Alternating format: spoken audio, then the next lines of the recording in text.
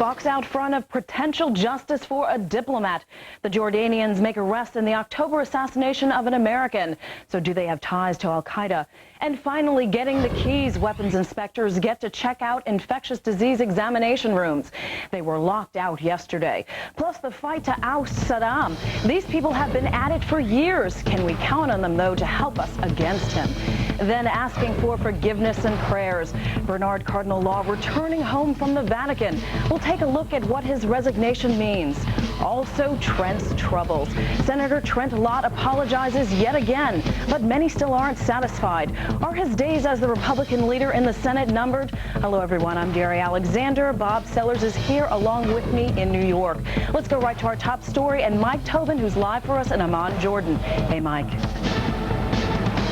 Hello, Daria. Two suspects were arrested here in Amman, Jordan. At least one of the two suspects reportedly is talking, saying they were trained by Al-Qaeda and carrying out Al-Qaeda orders when they slayed the U.S. diplomat. His name is Lawrence Foley. He was gunned down October 28th as he walked to his car here in Amman, Jordan. He was shot 8 times at close range. Now, one of the suspects is Libyan, one is Jordanian. Jordanian TV is quoting the information ministry here, saying Salam Saad bin Suwaid, the Libyan, has admitted to pulling the trigger. Suwaid reportedly says he was trained in an Al-Qaeda camp in Afghanistan. They were operating on orders from an Al-Qaeda officer, but not Osama bin Laden. Jordanian police say he entered the country on a forged Tunisian passport. He and the other suspect, a Jordanian named Yasser Fatih Ibrahim, had reportedly rented a house here in Amman, stocked it up with Kalashnikov rifles, ammunition, grenades, tear gas, and other equipment.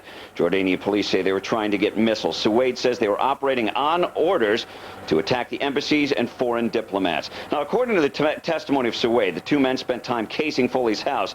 Eventually, Suwaid hid outside the house and gunned him down. After shooting Foley, the two men fled to a town north of Amman. He says they went on to say the men had been given $18,000 as a cash advance and an additional $23,000 they were supposed to get after the murder had been carried out for additional operations. Now, in Iraq, the inspections continue as U.S. and allied warplanes again strike at targets below the southern no-fly zone. Central Command says Iraqi aircraft violated the southern no-fly zone and there were threats against allied warplanes. The targets were Iraqi air defense facilities located 100 and 170 miles south of Baghdad. CENTCOM says they have not assessed the damage on those facilities. Unit inspectors were in high gear today, swooping in on a dozen sites. This is the heaviest day of inspection since they returned to Baghdad. There are 98 inspectors now on the ground in Iraq. One of the facilities they went to was a communicable disease control center. The inspection team had been locked out of there on Friday. They returned to that facility and made their inspections today. Dari? All right, thanks for that report, Mike. And now I want to welcome my friend and colleague, Bob. Welcome back. You weren't here last week. So I know. I was really sick last week. I'm very happy to be out of the house now. Nice to have you here, to have you back. And another thing that's back, it looks like all the games that Saddam Hussein may be playing, if indeed it's a game, inspectors going to a place and being turned away, right. Just like we saw before. So Absolutely. We're getting the same kind of things we saw before. You got to wonder if it's going to change the tide now. Indeed we do. Well, as the UN reviews Iraq's weapons declaration, which could determine whether we go to war with Iraq, Iraqi opposition groups are meeting in London. They are trying to put aside their differences and agree on a post-Saddam government. Correspondent Alistair Wanklyn has the details for us from London. In London, hundreds of politicians and clerics united in their resentment of the Saddam administration. Many of these groups represent quite large numbers of people inside Iraq, also of land. There are 2 Kurdish groups here that actually control territory in the north of the country. It's the broadest gathering of opposition groups for about 10 years. In that time, they failed to see eye to eye on even major issues, causing great frustration in the United States. But that frustration has been on both sides. Some delegates in London accusing the West of failing to help domestic rebellion when that sparked off inside Iraq. We have every confidence that President Bush will redress the matter and will help the Iraqi people in their struggle for liberation. Some delegates here in London say it may not now take very much to overthrow Saddam Hussein. The key to that, they say, is the professional officer class in the Iraqi army. That's a group of people, they say, has been driven into the ground, humiliated by the Saddam administration. They say it may not take very much of a spark to create a coup, a rebellion from within, to overthrow overthrow the Saddam regime. They say when that happens, they are ready to assume power in Iraq in some kind of federalist structure, sharing power with each other, accepting that various groups have their own areas of interest on Iraqi territory. That perhaps is a departure from the past, where some opposition parties have insisted they want their own state in a post-Saddam Iraq. They say there's been a history of civilization in the Iraq area for at least 5,000 years. They say that civilization will continue, and it's now time for a return to democracy. Reporting from the Iraq Opposition Congress in London, Alistair Wangton, Fox News.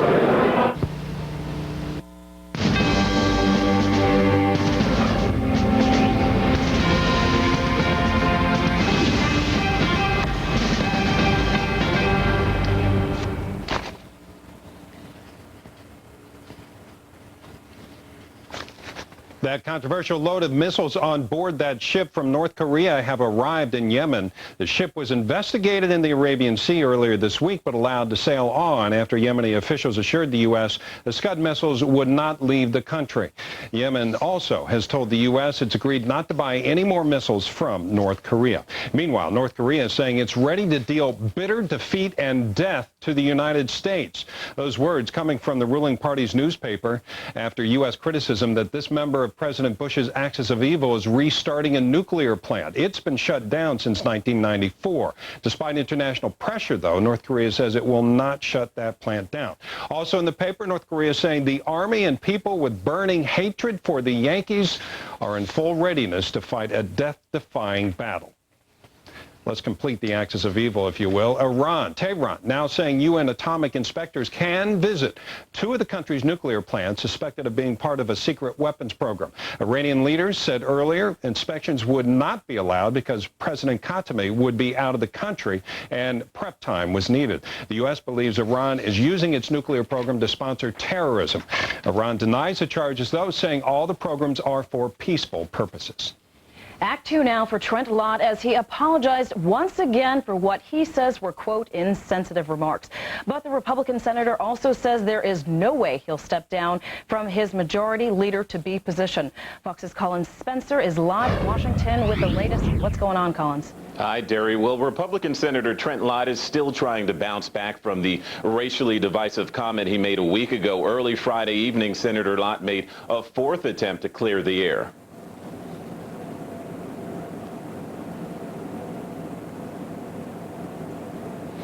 Okay, in that statement, Lott said he took full responsibility for his remarks, and he can't say it was prepared remarks because he was winging it, but he only hoped that people will find in their heart to forgive him for the grievous mistake. Now, during his half-hour news conference in his hometown of Pascagoula, Mississippi, Senator Lott said the words he used to praise the 1948 presidential campaign of then-segregationist Senator Strom Thurmond were poorly chosen and unacceptable. He also said he's not racially insensitive and that he's not going to step down as the incoming Senate Majority Leader like a number of Democrats and even some conservative commentators want him to. Some of Lott's allies say if he were forced from the leadership post, the senator might resign. Now, meanwhile, most of Lott's Republican colleagues say the comment he made during Thurmond's 100th birthday celebration back on December 5th was way out of bounds, but they also say everyone makes mistakes. He's apologized a number of times, so let's move on. Before that happens, some Democrats say Senator Lott should either be censured or he should resign. Shortly after all of this unfolded,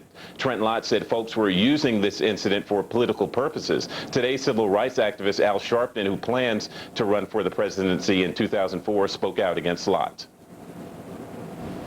Trent Lott is just not another senator.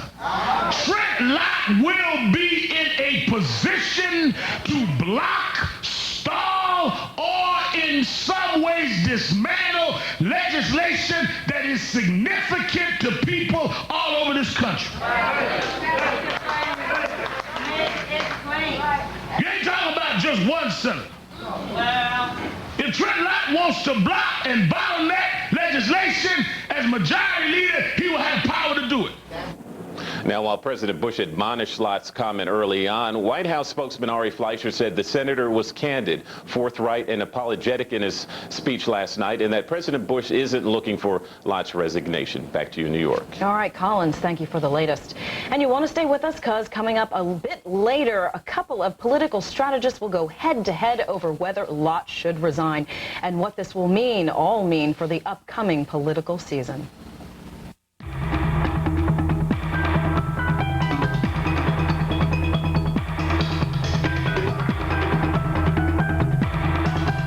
Boston's Cardinal Law is heading home. Fox News has learned he has arrived at Newark International Airport. That was about an hour ago after resigning in Rome in the worst scandal to hit the Catholic Church in U.S. history. Fox News correspondent Greg Burt is in Rome with the latest. Greg. Hey, Bob. Well, with the Cardinal Law's resignation, Pope John Paul II has sent a message about the sex abuse scandal in the United States. While the official announcement is really just a three-line statement saying the resignation's accepted, symbolically it really says volumes. It's a strong sign that the Vatican has come to realize the magnitude of the problem. Now, we don't know what happened in that short conversation between the Pope and the Cardinal on yesterday, but maybe Cardinal Law, when he starts talking, will say something about that. Now, not a lot of bishops are forced to resign for reasons other than poor health or old age, so it's really somewhat of a humbling experience.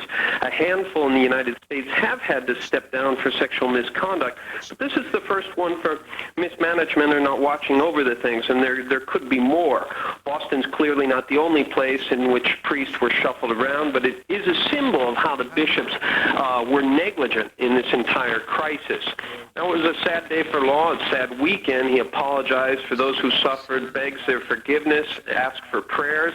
He said he was looking for a quiet departure. He seems to have had a quiet departure and also a quiet arrival today in Newark. Makes you think back a little bit to his glory days in Rome, especially back in 1985 when he was made a cardinal. That's as high as you can go, really, in the Catholic Church before being the Pope himself. Now, Law was also here, much on the back burner, to talk about possible bankruptcy for Boston. The Vatican's really quite negative on that. They don't like the idea of putting their property in the hands of a federal judge. Now, some people think the resignation was about money. And the falling in donations and the drop in donations in Boston. They certainly don't see that way here. They say it's above all about restoring credibility to the voice of the church in the U.S. Ironically, Law was one of the more articulate and intelligent bishops in the country. Bob, Darian, back to you guys in New York. Greg, thank you very much. Now, what's the reaction to all of this in Law's hometown? We'll take you there live in just a few minutes. A step in the wrong direction for the panel investigating the September 11th attacks as Henry Kissinger resigned. We'll get reaction from some of the victims' family members. Then a look at some possible methods and resources U.S. forces could use in the event of an attack on Baghdad. And how will Iraqi troops retaliate? All that on the network for real journalism, fair and balanced. All power toothbrushes are not created equal. Sonicare has patented sonic technology. Its dynamic cleaning action gets your teeth whiter and healthier in 28 days, guaranteed. Ask your dentist about Sonicare. Still scratching that itchy scalp? Scratching isn't healthy for it. Maximum Strength Scalpicin promotes a healthier scalp. It stops itching, stops scratching. Clear, odorless, with the medicine doctors recommend. Promote a healthier scalp with Scalpicin. In this confusing and often challenging world, you have a friend you can trust. Every Sunday, Parade magazine is included in the finest newspapers in America. Though no one knows what the future will bring, Parade magazine will be there at your doorstep, informing, entertaining, inspiring, and empowering. Read Parade every Sunday in your newspaper. So, today's the big garage sale. What's the matter with this baby? I really wanted to keep that, but it doesn't steer right and the nuts are rounded off, so I can't fix it. I've got just the thing. It's an innovative new tool, the Craftsman Bolt Out Damaged Nut and Bolt Remover. These spiral cut edges are tapered to provide maximum gripping power on any fastener. Hex, round, or square head. It's only $19.99, and because it's from Sears, your satisfaction is guaranteed. Use it almost anywhere on the car. Craftsman makes anything possible. It's the perfect tool for any damaged or stripped fastener. I tried fixing this with pliers, and now the nut's completely rounded off. Not a problem. The Craftsman bolt-out set includes 5 sizes and storage case. Hey, Bob. Had a lot of people asking where they can get the bolt out. Sears. Where else? Order your Craftsman bolt-out set for only $19.99. Call 1-800-454-8668.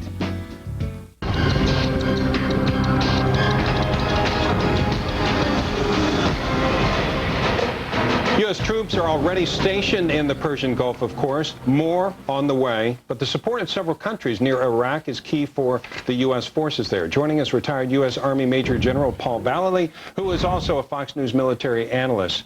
Good afternoon, sir. Thanks for joining us. Give me your feel. What's the most important thing here for support? Where do we need to get it from?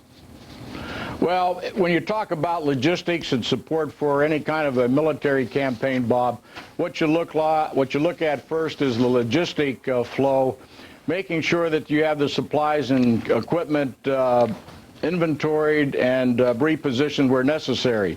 Then it's the repositioning of the forces. That includes the Air Force, the Navy, the Marines, and the Army. Then your command and control headquarters, the support required to prolong or to enhance any kind of a command and control operation as far as running the campaign.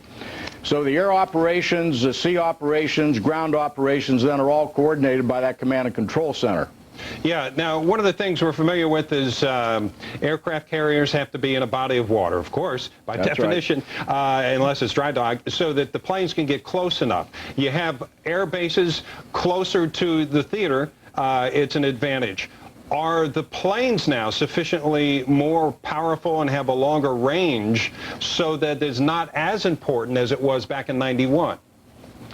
Well, the distances are always a challenge, because what you want to do, Bob, is to place those aircraft and that capability as near the operational area as you can.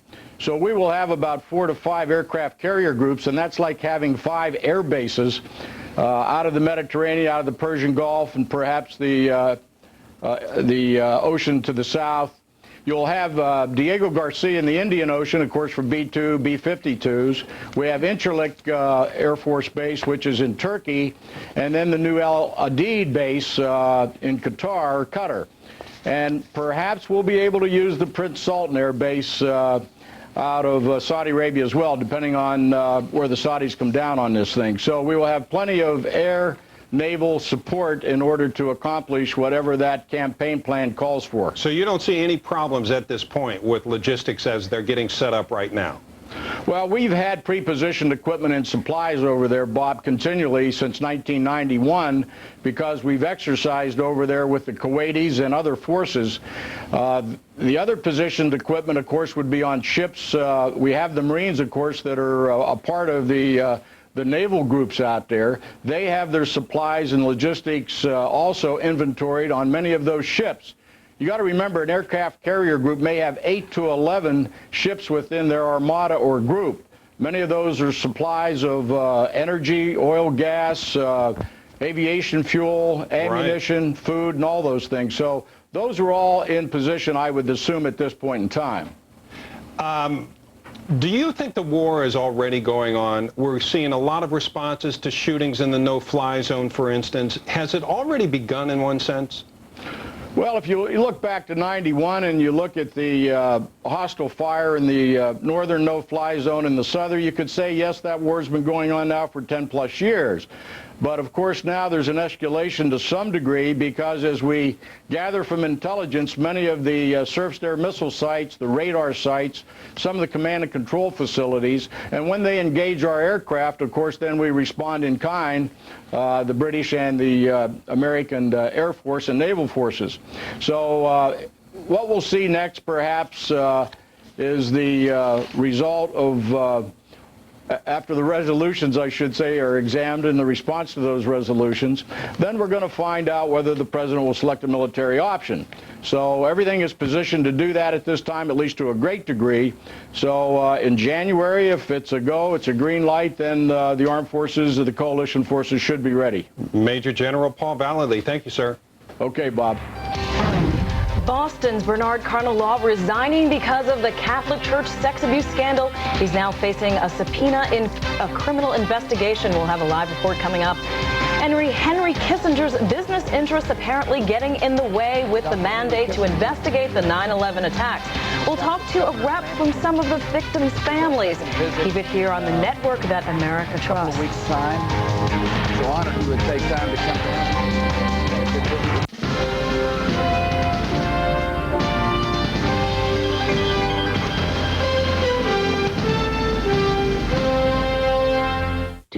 Morning is me and Daddy time. We go for walks. Let's go. The other day, he talked about money stuff. So we've got these mutual funds. They were just a good choice. What does that mean? It means you're going to college. I like that. No-load mutual funds from T. Rowe Price. Invest with confidence. Okay, we're gonna try this one more time. Watch the cookie. The bank is your friend. You're here to apply for a new home loan. You really like the loan officer. Looking for a whole new way to get a mortgage? Call or log on to Ditech.com now for today's low fixed rate. There's no advance fees prior to closing and no cancellation fee. So, what do you think? Love it. Did you say Ditech? Ditech.com. Call 1-800-71-FIXED. You know, hon, you could always stay with Fran and Carl. Ah, you think I'm a hotel? Maybe we should just get a room when we get into town. We're booked. Why don't we call your brother Jeff? He's always traveling. And always on short notice. The best deals? It's a no-brainer. Hotels.com. Hotels.com. Save on thousands of hotels worldwide. Yes! Hotels.com. The best prices at the best places. Guaranteed. Does that dustpan line ever really go away? Why do your floors look clean, but your socks look dirty? The Swiffer Sweeper, with its dry cloth's unique 3D texture, traps and locks dirt, dust, and hair better than a broom. The sweeper is super light and maneuverable, so it can reach those hard-to-reach places. Why do kids and messes seem to be made for each other? Stop cleaning. Start Swiffering. If golf is your game, then Golf Center in Beaverton is a store for you. Golf has more of what a golfer wants, from the very best names in clubs, balls, gloves, and accessories to custom-made clubs. Our knowledgeable staff will assist you in picking out the perfect set of clubs. Our repair department will reshaft and regrip your clubs, do loft and lie adjustments, and frequency match your shafts. For the undecided, we've got gift certificates too. Golf Center in Beaverton, located in Progress Plaza near Shoals Ferry and 217. We're your year-round golf center. Let Empire Glass replace your cracked windshield and we'll pay up to $100 of your comprehensive insurance deductible. And you'll get 24 free dinners to Sherry's, where breakfast, lunch, dinner, and delicious pies and desserts are available 24 hours a day. For the highest quality windshields, including up to $100 off your comprehensive deductible, plus 24 free dinners to Sherry's, call Empire Glass today, 503-251-9881. When you think glass, think Empire.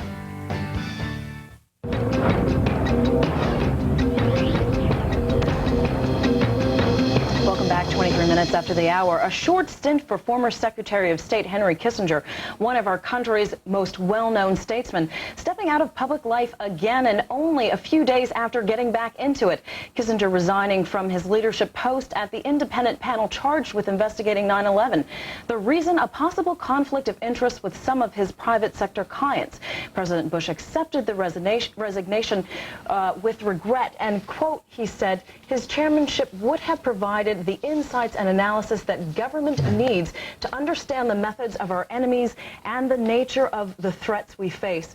Joining us to talk about this is Stephen Push. He is the leader of Families of 9/11. And Stephen, I want to put up a statement that you said to the New York Times. It said, I was always a little uneasy with him, speaking of Henry Kissinger, mostly because I never thought he would be a very dogged investigator. What do you mean by that? Well, I think the President and the White House has made it very clear that they don't want a thorough investigation, and I'm concerned that anyone the White House appoints to this chairmanship is not going to be a dogged investigator. So you're questioning the White House's commitment to this panel in the first place? Absolutely. I've learned that when he was appointed, the White House told Dr. Kissinger that he was supposed to get the president's approval on any subpoenas the commission issued. Now, I'm sure Dr. Kissinger would not have agreed to that, but nonetheless, I worry that the same demand will be made of the new chairman. So effectively, you're saying this whole panel is bogus. So where do you go from here? I'm not saying the whole panel is bogus. We have or the idea, the conception. We have 5 good appointees from the Democratic side, and now Senator Lott and Senator McCain have to agree on a Republican appointee.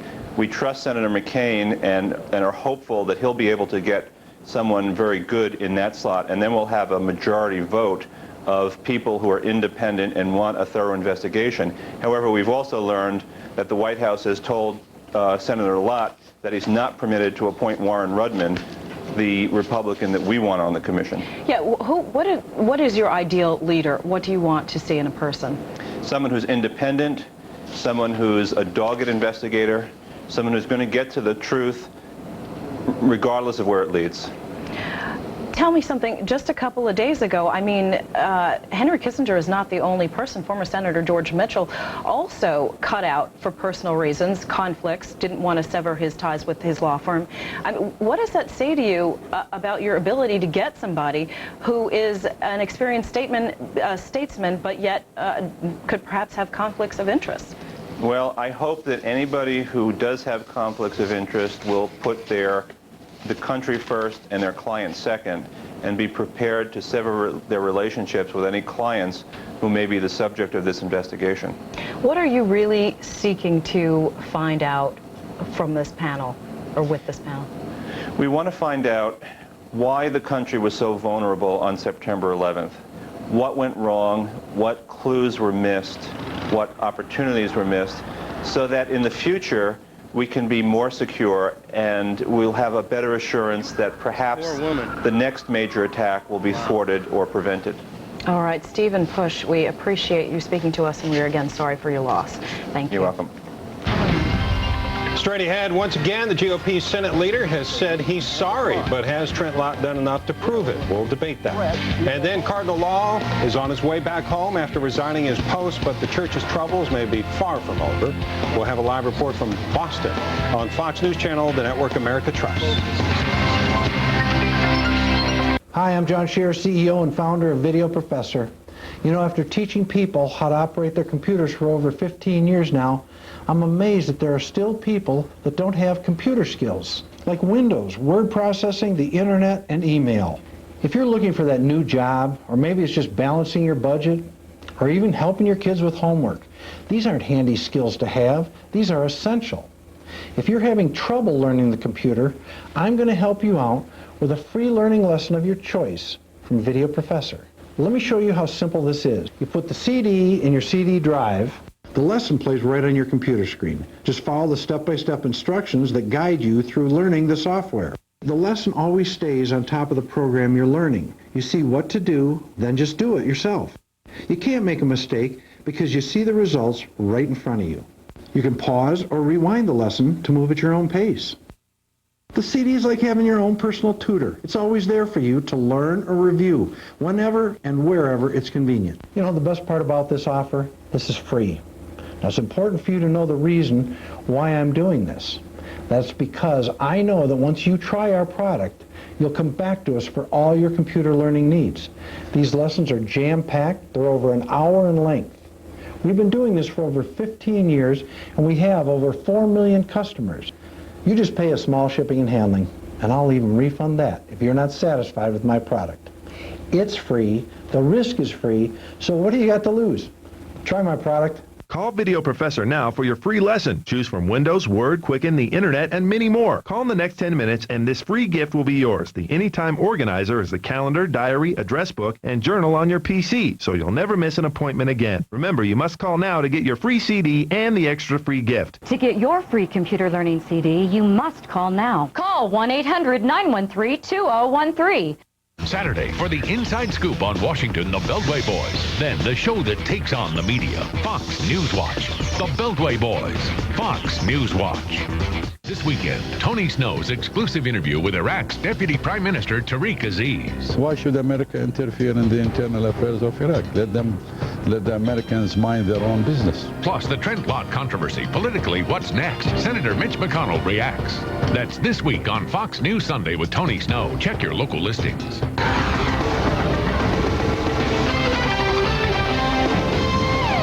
Two men believed to belong to al-Qaeda are under arrest in Jordan for the assassination of an American diplomat. Lawrence Foley was shot to death in front of his home in October. He was working for the U.S. Agency for International Development in Amman. Foley's death was the first assassination of an American diplomat in Jordan in decades. Investigators found the suspects with ammunition and guns used in the attack. And political protests still raging on in Venezuela. At the center of it all, an oil strike designed to force early elections or the resignation of President Hugo Chavez. Chavez supporters surrounded the government palace yesterday, and the opposition accused them of forming a human shield to protect the president. The U.S. gets about 15% of its imported oil from Venezuela. The White House says it wants to see an electoral solution to that problem. An emotional visit to Japan by a former U.S. Navy commander, Scott Wada, will make that trip to personally offer his condolences for the sinking of the Ihime Maru last year. Wada was the captain of a submarine that surfaced beneath that fishing boat. 9 Japanese men and boys were killed in the accident. Wada says he hopes the visit will ease the pain of those who are suffering. But some victims' families say they don't want him to visit. The Big Apple could soon be in big trouble as negotiators talked through the night in New York after a judge ruled that city transit workers cannot strike. The judge says state law stops subway and bus workers from walking off the job, even though their union is considering an appeal. Workers have threatened to strike if there's no agreement on a new contract. The old agreement expires Monday.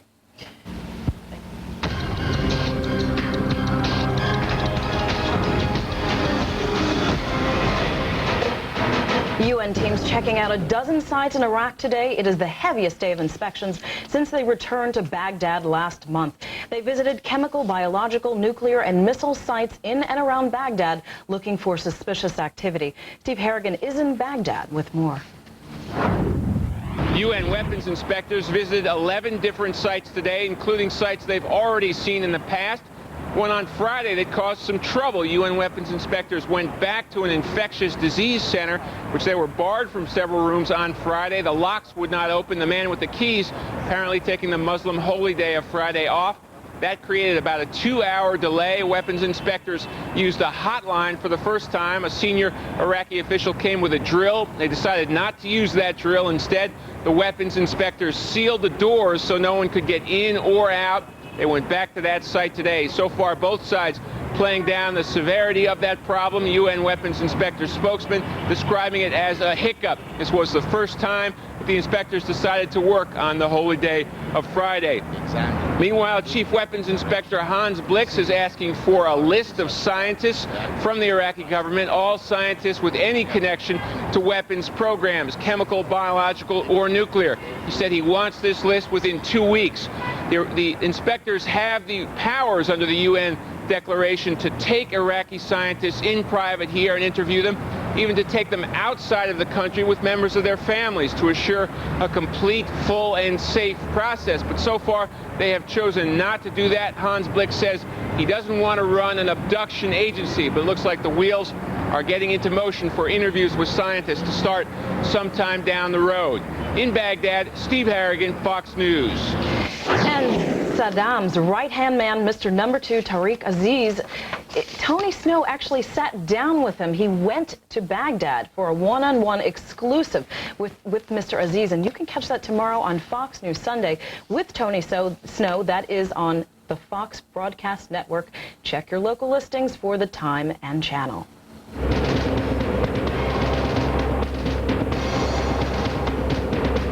A U.S.-backed Mideast peace plan could be on the back burner for a few weeks. Meanwhile, Palestinian leader Yasser Arafat says he's the one for the job. Fox's Jonathan Hunt has the latest from Jerusalem. Yasser Arafat is fighting back against U.S. suggestions that the Palestinians need a new and different leadership. Those were the words used by Secretary of State Colin Powell in a speech he made just a couple of days ago. But today, Arafat hit back, saying that only the Palestinian people could determine their leaders, and that they would do that in the election set for January 20th. But at the same time, other Palestinian officials warned that those elections might not go ahead. They say Israel's military presence in the Gaza Strip and West Bank, combined with severe travel restrictions, might make it impossible to stage the election. Israel, of course, says it won't pull out while terror attacks continue.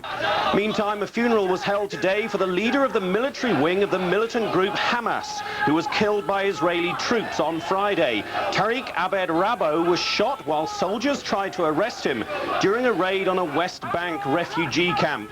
The raid came on the same day that Hamas held a huge rally in Gaza and vowed to continue terror attacks on Israel. Finally, a US-backed peace plan for the Israeli-Palestinian conflict may not now be presented as scheduled on December 20th. Mediators were due to meet in Washington next week, but sources say that now the release of the final plan may be delayed until after the Israeli general election, set for January 28. In Jerusalem, Jonathan Hunt, Fox News.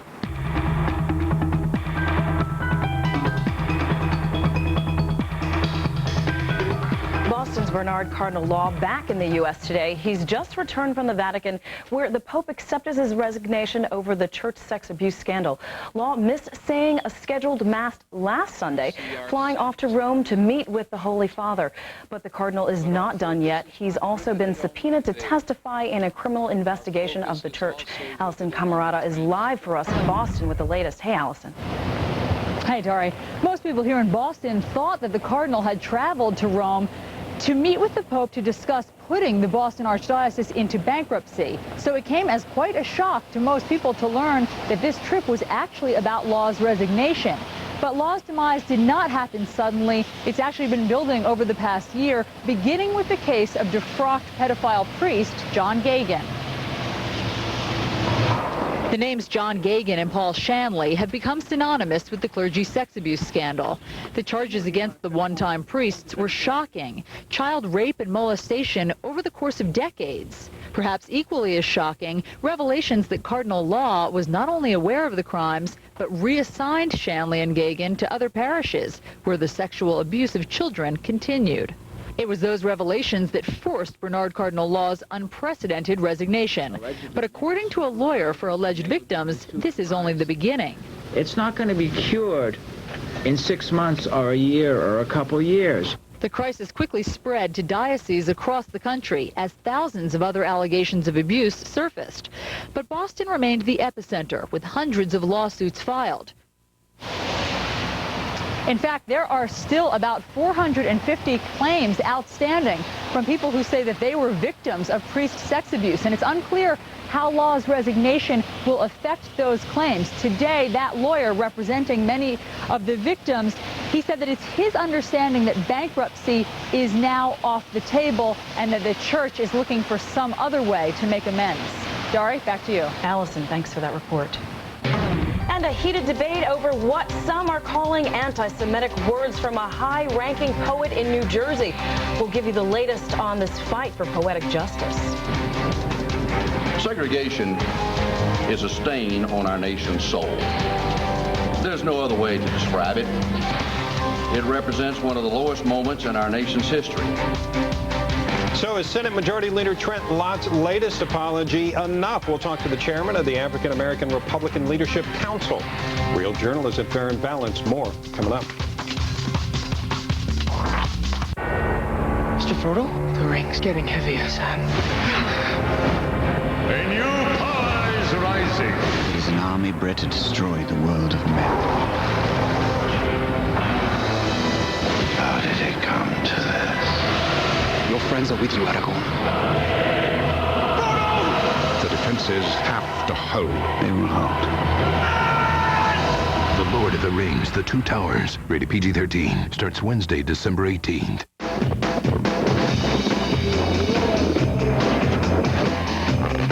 This holiday season, it's time to get rolling, because Cingular is changing the world of wireless by offering 1,000 anytime minutes for $39.99 and letting you keep the minutes you don't use from month to month. It's called Rollover. It's big, and it's only from Cingular Wireless. 1,000 anytime minutes, and every one of them has rollover. And now get this cool Motorola phone, only from Cingular Wireless. Innovation. It happens when form and function come together. The latest breakthrough from Craftsman, the thin profile ratchet. It's thinner and stronger than even our most popular ratchet, with state-of-the-art features like a recessed quick release button and fine-tooth gearing. Look at this socket, the first of its kind with this laser mark design. Right now, you'll save $20 on this innovative ratchet and socket set. For the most revolutionary thing to happen to a wrench, look no further than the Craftsman reversible ratcheting wrench. The unique ratcheting end means you won't have to reposition your wrench, so you can quickly tighten and loosen the most stubborn fasteners. Switch the reverse lever and easily change directions. Call now for the Craftsman wrenches that take on any job. Made in the USA and guaranteed forever from Craftsman, the #1 tool brand in America. Order your Craftsman thin profile ratchet and socket set or reversible ratcheting wrench set, just $59.99 each. Call 1-800-505-9911.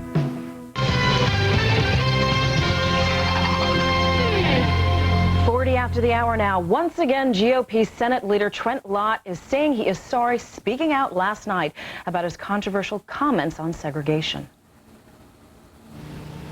I've asked and I'm asking for forbearance and forgiveness as I continue to learn from my own mistakes and as I continue to grow and get older. But as you get older, you hopefully grow in your views and your acceptance of everybody, both as a person and certainly as a leader. Lott also says there is no way he is stepping down, but is his latest apology enough? Joining us now is Alex St. James. He is the chairman of the African American Republican Leadership Council, and Democratic Party strategist Jacques DeGraff. Actually, it was switched the other way. That was out. All right, we'll get it straight in a second. Let me ask you first, let's go to Mr. St. James, Alex. I'd like to ask Alex a question. Alex, was there something offensive in the first place? Was there a reason for Trent Lott to apologize in the first place? There he is. That's Alex St. James. Yes, definitely it was offensive to African Americans and to all Americans as a whole. But the interesting thing that has happened here since last evening, we've received a barrage of support from, interestingly, liberal Democrats that are saying they accept the senator's sincere apology and would like for him to stay. So this is encouraging. This is a turn of events, I believe. Oh, but come on, you know, a lot of people have said the reason for that is because the guy made a really dumb remark, and they want to see him continue to make lots of dumb remarks, so therefore they can have some leverage right into 2004. That is what a lot of Democrats are saying. That is what the spin is. Actually, there are a lot of Democrats, liberal Democrats, that have called and actually would like to switch their party's registration. But you know what? The American people are redemptive people. They see the sincerity in the apology and the contrition of the senator here. That's what matters. And you know what? He gets it. Okay. And we believe he gets that. Okay, Alex, 1 second. Jacques, you were kind of giggling there. What are you thinking? Well, where I come from, there's an expression called crocodile tears, and I think that seems to be appropriate in this instance. This is not a case of a slip of the tongue. This is not a case of, whoops, I didn't say what I meant to say. This is a case of a public life that's been led that is wrong for America. And I think that now this latest so-called slip of the tongue has put this in the spotlight and revealed that Trent Lott is in over his head. He's not ready for prime time. The thing that appalls me about the members, the people that are out there criticizing the senator, I see selective moral outrage. I'm not justifying by any means the senator's remarks, but just a few weeks ago, the former President But that's what we're here to talk about today. We're here to talk about, we're not going to go for the distraction. Because that's an old GOP ploy, and it might work for the Negro Republican Council, but it won't work today. On Fox TV, the viewers want to know whether Trent Lott should stay or go. I'm saying, and most Americans, I believe, will say that Trent Lott is not fit for one of the highest leadership posts in the land. We're not going to sit by. We're not going to be distracted by talking about any other folk. Other people are imperfect. We accept that, Democrats and Republicans. But this isn't a Democratic or Republican issue. What the liberal Democrats are trying to do here is undo what was done on November 5th. If they're really uncomfortable with what the American people decided on November 5th, you had an opportunity of explaining your programs to the American people. The American people have rejected your concepts. And by the way, just so you be aware, the senator has support of all his colleagues up on the Hill in the Senate Republican Conference. I mean, there hasn't been a lot of people coming out. But I believe they wanted to make sure that he came out and make this statement. And I would suspect that you will see others coming out and supporting the senator. This is not about his comments. This is about political grandstanding at its best. It is not. If that were the case, he would not have apologized 4 times. Because we accept that there's going to be a Republican majority in the Senate. What took so long if he was so sincere, Alex? Sorry? What took so long if he was so sincere? Why didn't he come out? Right? Well, the senator explained that unfortunately, not every part of the United States has technology that he could have gotten on right immediately. So he was in an area where there was no. The point, but he did come out and speak to that. I don't see what is funny here. But listen here. I'm embarrassed for you, my friend. I'm embarrassed that they gave you these weak talking points because you want to move away from the substance of the fact that a man who is stepping up to one of the highest positions in this country is morally unfit for this office. That's the issue. You don't have to check the polls. You just have to search your heart. Listen here. I believe in the American people. I think the American people here understands what it means to make mistakes in one's life. The senator has come out and he's spoken to this matter more than once. And I believe that we have the documents to show here that we have a barrage of support coming in from liberal Democrats as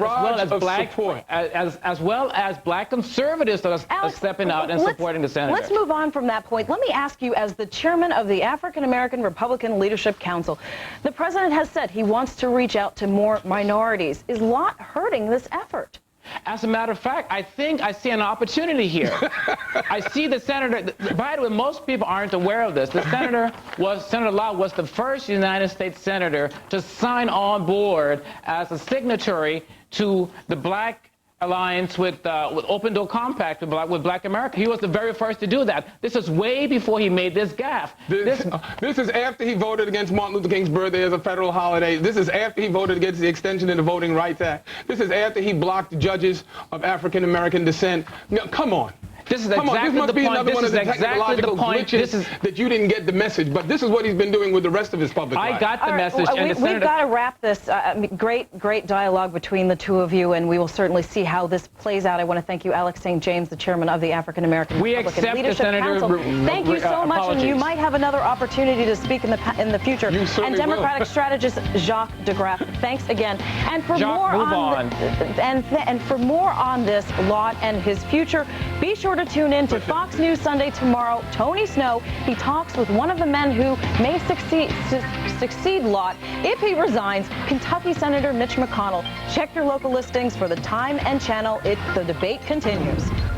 All right, Al Gore trying to prove that he's got a sense of humor and going to be a jokester instead of the punchline himself tonight. Will he say anything about another run for the White House? Baraka has spread vicious, virulent, bigoted, anti-Semitic, and anti-American lies. Talking about a poet laureate for New Jersey claims Israel knew about the 9/11 attacks before they happened. Would the state be better off without any poet laureate at all? We report, you decide.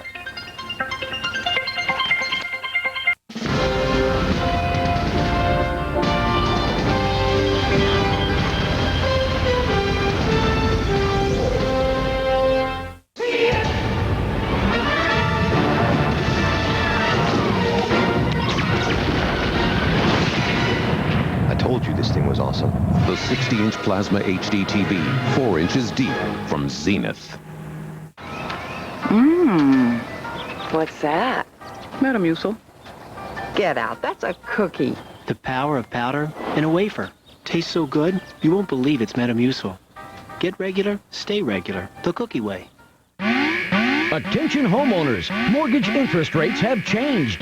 if you still haven't refinanced your old higher interest mortgage to a new lower fixed rate, or if you want to cash out some equity, now may be a great time to lock in a new low fixed rate from Ditech.com. Don't wait for mortgage rates to go up again. Refinance now while Ditech's rates are still low. Call 1-800-71-FIXED or log on to Ditech.com right now. Ditech.com, your mortgage solution delivered. So what if your kitchen drawer, you know, the one where you keep batteries, suddenly got deeper? And say it also had batteries for cell phones and cordless drills, laptops and camcorders, oh, and odd little batteries for things like watches and cameras, hearing aids, and even batteries for cars, boats, and motorcycles, and better still, offered expert advice and great low prices. Well, that's Batteries Plus. Like your kitchen drawer, only better. Batteries Plus in Beaverton on Canyon Road next to Tom's Pancake House. Yes, you can have a new billiard table right in your own home. At Spa and Pool Country, we have Star billiard tables at special clearance prices. Star billiard tables feature high-quality finishes and solid beam supports. And at Spa and Pool Country, we carry tables from both Connolly and Star Billiards so you can compare quality and price. With professional delivery and installation as well as a full line of accessories, we'll make sure your new table is the perfect addition to your home. Spa and Pool Country in Beaverton and Clackamas. AT&T Broadband. Variety. This month on Showtime, Bang Bang, You're Dead. A powerful Showtime original picture event. A subject so important, a film so controversial, you'll only see it on Showtime. The places other networks won't go. Daring to do great TV. Showtime, no limits.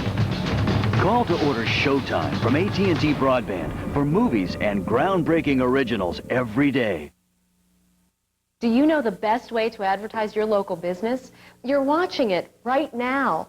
Cable television. You see, without getting technical, the last stop cable makes before it's sent out is a local facility where commercials are inserted for that neighborhood. Now add how cable's specialized programming targets viewers, and how precise is that? And you're on TV, a big fish in your own pond. Cable advertising. For a small business, it's very big. 10 before the top of the hour. Well, he wouldn't be the first poet whose words have lit a firestorm of controversy, and he certainly won't be the last. But New Jersey's poet laureate has apparently offended just too many people with his rhyming rhetoric about 9/11, and he could get the boot. But is silencing a voice of protest against the very American spirit? We report. You decide. I will not apologize, and I will not resign. New Jersey lawmakers are closer to ousting poet laureate Amari Baraka. Since they couldn't legally force him out of the job, they're going to eliminate the position. He did nothing to inspire, did nothing to unite, to heal the wounds of September 11th, but made the wounds deeper. That's not what a person in this position should do. Baraka, a former Marxist and convicted criminal, came under fire for a poem he wrote in response to the 9/11 tragedies. In Somebody Blew Up America, Baraka accuses the Israeli government of knowing about the attacks before they happened. Amiri Baraka has spread vicious, virulent, bigoted, anti-Semitic, and anti-American lies. Even those who agree that Baraka's poem is filled with nothing but a string of divisive lies have fears that if New Jersey gets rid of the Post, the Senate is engaging in censorship and the policing of public art. If we disagree with Baraka, we can very vocally say so and take a position. But the answer is not to silence voices we don't like. Baraka was anything but silent in the early days of the controversy when he refused the New Jersey governor's request to resign, but he wouldn't talk to Fox News. However, in a statement, he called the criticism of his poem dishonest and consciously distorted, quote, an attempt to repress and stigmatize independent thinkers everywhere. The New Jersey legislature isn't buying his argument and is going forward. The bill is expected to be heard by the Senate within a month, and Baraka could soon find himself without a title. And actually, a little update on that. We're expecting that the New Jersey Senate will hear it and perhaps vote on it within this month.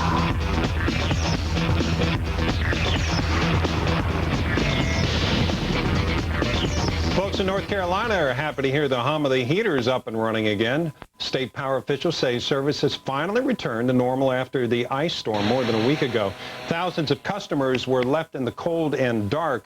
Skiers in Northern California welcoming a series of powerful Pacific storms, though. Several businesses in the Sierra Nevada mountains thrive on this weather, adding a nice base of snow for ski resorts and setting the pace for the ski season, hopefully. But there is some concern as a tornado warning has been issued. Meteorologist Don Morelli is in the Fox Weather Center with more. Don. Hey, Bob. Good afternoon, everybody. Yes, the west is wild. It is going to be quite a day, in fact, night as well for the west. We'll zoom in on it. You just heard about the tornado warning. That was actually a water spout that was off Cape Mendocino near the Eureka area. That was about an hour and a half ago. No reports if it ever made hit the shore or anything, but just goes to show you how wild it is out there. You saw the video of the snow.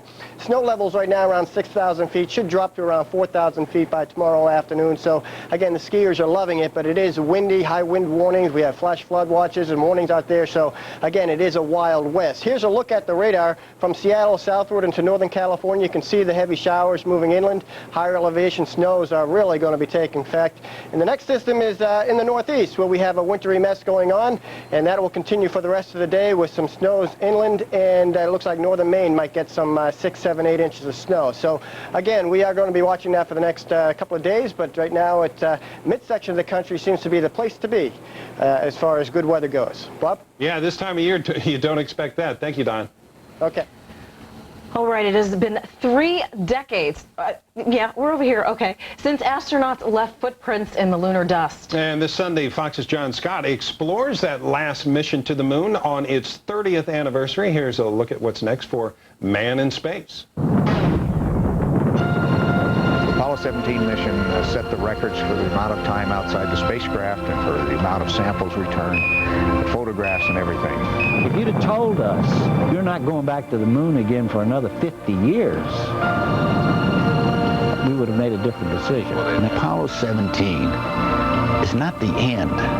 It's just the beginning. 30 years after landing on the moon, NASA is still making it its mission to explore, discover, and inspire. We have to develop the capability for long stay in space. NASA's biggest push is getting to Mars. Unmanned orbiting spacecraft already show us what the red planet's surface is like. But bigger plans are in the works to send man to Mars. How? One method already underway, Franklin Chang Diaz's plasma rocket. His plasma rocket can carry a human being to Mars in about 39 days. Now there's one chance in 5,000 that in the next 100 years we'll get hit by a civilization-ending asteroid. To combine that with supervolcanoes, it's one chance in 455. I was strolling on the moon one day in a merry, merry month of December. No, May's the month. May, that's right.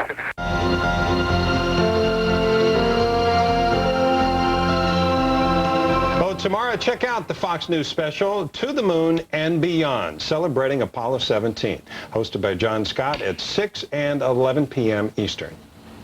That looks pretty good. And coming up, not only is North Korea angry with America, it is striking back at the American-made film James Bond. Find out why the communist country wants the film to stop playing. And then we'll take you to Amman, Jordan for the latest on the arrest of 2 men suspected of assassinating an American diplomat. Real journalism, fair and balanced.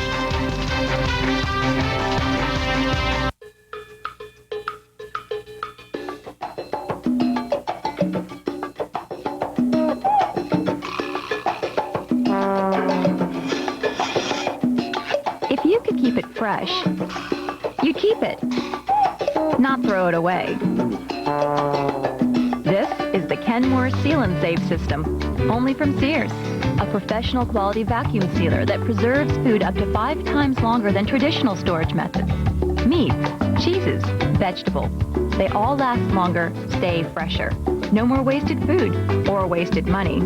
The Kenmore Seal and Save system, just $99.99, only from Sears.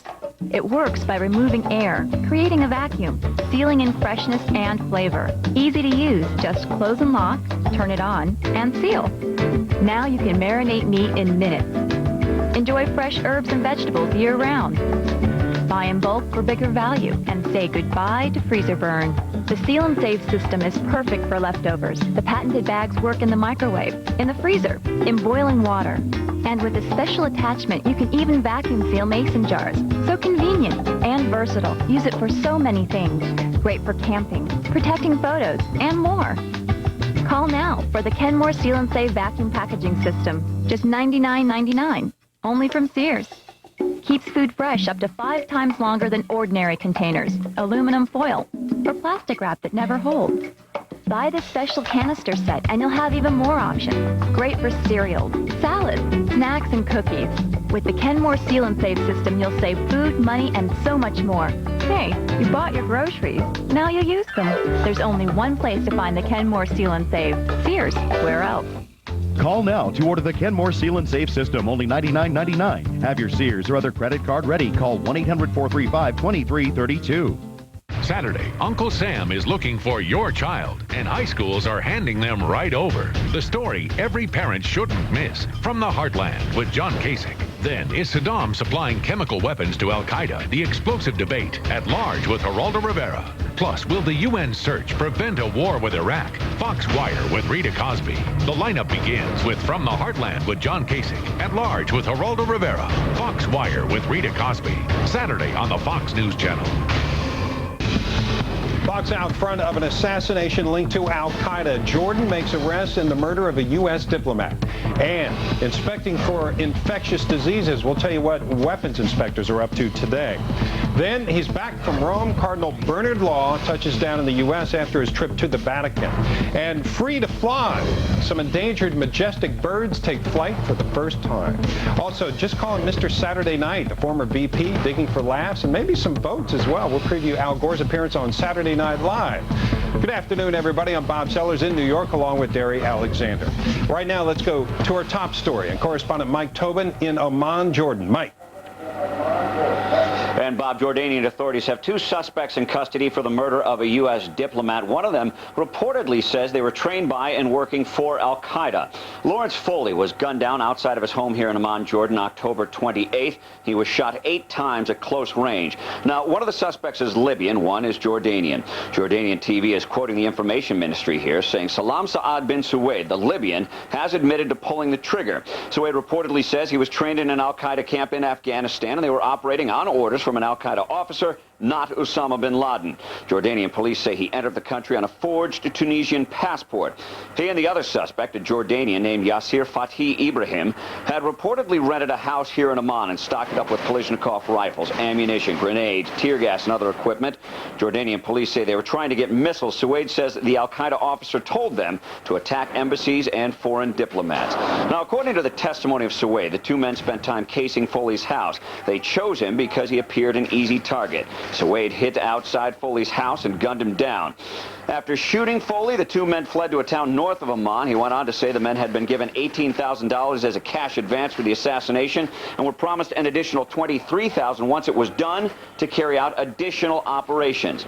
Now, over in Iraq, the inspections continue as U.S. and allied warplanes have struck at several Iraqi targets below the southern no-fly zone. Central Command says Iraqi aircraft violated the southern no-fly zone and there were threats against allied warplanes. The targets were Iraqi air defense facilities located 100 and 170 miles south of Baghdad. CENTCOM says they have not assessed the damage on those facilities. UN inspectors were in high gear today, swooping in on a dozen sites. This was the heaviest day of inspection since they returned to Baghdad. There are 98 inspectors now on the ground in Iraq. One of the facilities checked today was the Communicable Disease Control Center. The inspectors had been locked out of there when they went to visit that site on Friday. They now were able to get in today. Back to you in New York, Bob. All right, Mike, thanks. Germany is now considering a UN request to send unmanned aircraft and a small military team to Iraq to help inspectors search for weapons. This while Germany stands firm against any involvement in a possible war with Iraq. About 40 German troops would be needed to operate the 5 or 6 drones, which would take pictures of potential weapons storage sites. Now, the men would be stationed with UN inspectors in Iraq. Iraqi opposition groups hoping Saddam's regime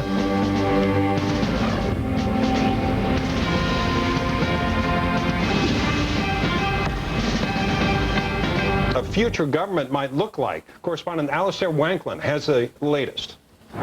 In London, hundreds of politicians and clerics united in their resentment of the Saddam administration. Many of these groups represent quite large numbers of people inside Iraq, also of land. There are two Kurdish groups here that actually control territory in the north of the country. It's the broadest gathering of opposition groups for about 10 years. In that time, they failed to see eye to eye on even major issues, causing great frustration in the United States. But that frustration has been on both sides. Some delegates in London accusing the West of failing to help domestic rebellion when that sparked off inside Iraq. We have every confidence that President Bush will redress the matter and will help the Iraqi people in their struggle for liberation. Some delegates here in London say it may not now take very much to overthrow Saddam Hussein. The key to that, they say, is the professional officer class in the Iraqi army. That's a group of people, they say, has been driven into the ground, humiliated by the Saddam administration. They say it may not take very much of a spark to create a coup, a rebellion from within, to overthrow the Saddam regime. They say when that happens, they are ready to assume power in Iraq in some kind of federalist structure, sharing power with each other, accepting that various groups have their own areas of interest on Iraqi territory. That perhaps is a departure from the past, where some opposition parties have insisted they want their own state in a post-Saddam Iraq. They say there's been a history of civilization in the Iraq area for at least 5,000 years. They say that civilization will continue, and it's now time for a return to democracy. Reporting from the Iraq Opposition Congress in London, Alistair Wanklyn, Fox News. North Korea now, that other member of the axis of evil, saying it's ready to deal, quote, bitter defeat and death to the United States. These words coming from the ruling party's newspaper after U.S. criticism that this member of President Bush's axis of evil is restarting a nuclear plant. It's been shut down since 1994. Now, despite international pressure, North Korea says it won't shut the plant down. Also in the paper, North Korea saying the army and people with burning hatred for the Yankees are in full readiness to fight a death-defying battle. Also, North Korea saying the latest Bond flick, Die Another Day, slanders the isolated communist state. In the movie, Bond is captured and tortured in North Korea. The government says the movie shows the U.S. is an, quote, empire of evil spreading, quote, abnormality, degeneration, violence, and a corrupt sex culture. Meantime, some of South Koreans are urging a boycott of the film, saying it shows an ignorance of their culture. Bond also has sex in a Buddhist temple. To Iran now. They're saying that UN atomic inspectors can visit two of the country's nuclear plants suspected of being part of a secret weapons program. Iranian leaders say earlier inspections would not be allowed because President Khatami would be out of the country and prep time was needed. Now, the U.S. believes Iran is using its nuclear program to sponsor terrorism. Iran denies these charges, saying all of the programs are, quote, for peaceful purposes. Act 2 for Senate Republican leader Trent Lott as he apologizes again for what he says were insensitive remarks. But Lott also says there's no way he'll step down from his majority leader-to-be position in the Senate. Should Americans accept this apology? Fox's Molly Hindenburg is live in our Washington newsroom with the latest. Molly. Hi, Bob. Well, political watchers say this is a crucial weekend for Senator Trent Lott. We'll get a better idea, especially after the Sunday morning talk shows, if this matter has been laid to rest and if Lott will be able to survive as the Senate Majority Leader. He's apologized several times for his remarks at Senator Strom Thurmond's birthday party, and he says that some people in this town are after him for political gain. Still, some African-American leaders want Lott to be punished, including the Reverend Al Sharpton, who is running for president in 2004. Trent Lott is just not another senator. Trent Lott will be in a position to block, stall, or in some ways dismantle legislation that is significant to people all over this country. You ain't talking about just one senator. If Trent Lott wants to block and bottleneck legislation as majority leader, he will have power to do it. At Senator Thurmond's birthday party on December 5th, Senator Lott made the comment that if Thurmond had been elected president in 1948, quote, we wouldn't have had all these problems over the years. Thurmond ran on the Dixiecrat ticket, which in part supported segregation. So yesterday, Senator Lott apologized again on TV in front of reporters after also apologizing in a written statement and by phone on 2 talk shows. He says he's not a racist and that his comments at Thurman's birthday party were insensitive.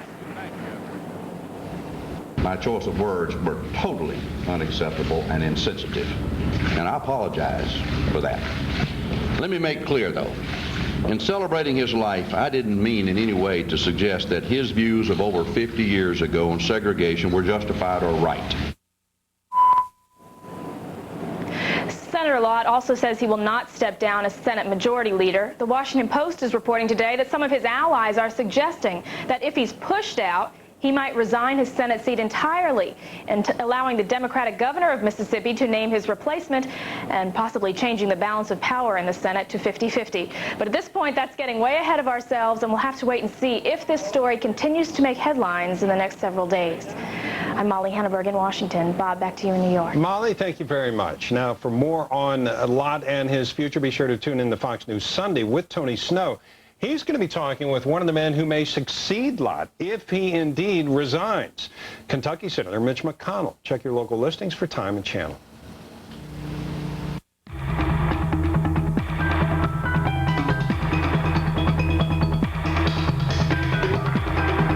Boston's Bernard Cardinal Law back in the U.S. today. He's just returned from the Vatican, where he offered his resignation over the church sex abuse scandal. Pope John Paul, of course, accepted. After Law missed saying a scheduled mass last Sunday, an archdiocese spokeswoman said he had gone to Rome. This as Catholics, including many priests, were clamoring for his resignation. Law's also been subpoenaed to testify in a criminal investigation of the church.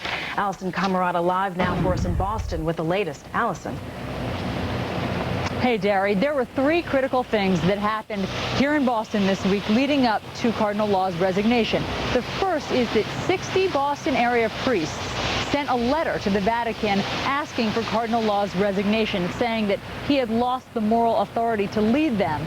Then a grassroots group of Catholics known as Voice of the Faithful, they claim about 25,000 members nationwide, they sent a letter to the Vatican demanding Law's resignation. And then last, as you said, the Massachusetts Attorney General subpoenaed Law to be as part of a criminal investigation into the church sex abuse scandal. So those 3 things conspired this week to force Cardinal Law out. Alleged victims of priest sex abuse, there was little solace in Cardinal Law's resignation. Clean house. Don't stop with the Cardinal. Let's clean the slate. You got dirt on you? Get the hell out. After 18 years at the helm of the nation's 4th largest diocese, Law found himself at the epicenter of the sex abuse scandal that's embroiled the Catholic Church for almost a year.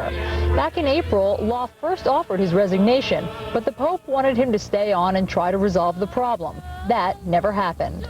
To all those who have suffered from his shortcomings and mistakes, the Cardinal both apologizes and from them he begs their forgiveness. But the scandal's not over. This week, Cardinal Law was subpoenaed by the Massachusetts Attorney General to testify before a grand jury in a criminal investigation as to whether the church engaged in a massive cover-up. There was an elaborate scheme to keep it away from law enforcement and to keep it quiet.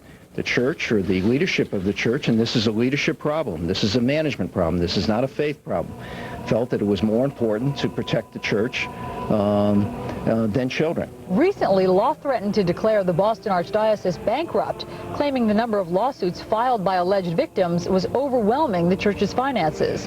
But bankruptcy requires Vatican approval. The Pope decided instead to accept Law's resignation. There are reports that Cardinal Law right now is on a plane headed back here to Boston, scheduled to land about a half an hour from now. But even once he's back here at his residence, we don't expect to hear from him again, at least publicly. In his resignation letter, Law said that he hopes for a quiet departure from public life. Derry? Thanks for that report, Allison. And coming up straight ahead, the bad boy, the guy with the temper, the gladiator, is getting hitched as Russell Crowe. Is he ready to walk down the aisle? Well, we'll have to see. We'll be right back. for the war effort. And as our Claudia Cowan reports, there are still plenty of stars carrying on a grand tradition, even as their colleagues campaign against war. I just want you boys to see what you're fighting for, that's all. For decades, Bob Hope was the face of the USO, touring the world to bring laughter to American GIs. Now, with another war on the horizon, a new generation of entertainers is lifting spirits overseas. Wayne Newton leaves Las Vegas regularly to headline USO tours from Afghanistan to Korea. Tagging along, famous funnymen Robin Williams, Drew Carey, and Rob Schneider. It really was touching, and it kind of changed the way I looked at things. It really did. It made me think, you know, hey, what I do, making funny movies, you know, these guys like them. It means something. America is not screwing around. Comedian Paul Rodriguez toured Middle East bases over the Thanksgiving holiday, bringing back some home video and great memories. All their women are dressed like Batman. What's up? This was the most touching Thanksgiving for me because it was really, I came back really, really thankful, you know. But celebrities are motivated by more than just warm feelings. With Hollywood stars like Barbara Streisand and Alec Baldwin lining up against the Bush administration, some performers are proud to serve as a patriotic counterpoint to left-wing critics. Artists like the always outspoken Charlie Daniels. The Hollywood people get all the press. I mean, they call it press conference, and they got all these big stars, and they all go up and they sign a petition, and they sit around and feel so good about themselves. Oh, we can stop the war. Aren't we wonderful? You know, people say, let's go fight the war against terrorism and forget Saddam Hussein. The war against Saddam Hussein in Iraq is the war against terrorism. Not all of us are liberals, you know. I mean, a lot of us, you know, believe in what we're doing. That's music to the ears of those who are putting their lives on the line for all Americans, regardless of their politics. In San Francisco, Claudia Cowan, Fox News. Well, some recent reports say that Al Gore's friends don't think he's going to run for the office in 2004. Yeah, Derry's not buying it. He is getting some major airtime, though, on Saturday night, for Saturday Night Live, that is. Also, President Bush says he has hard evidence that Saddam has weapons of mass destruction. So should the administration show intelligence information to the public to prove it? We're going to have a debate on that. Fair and balanced debate coming up. Real Journalism, Fox News Channel. Stay with us.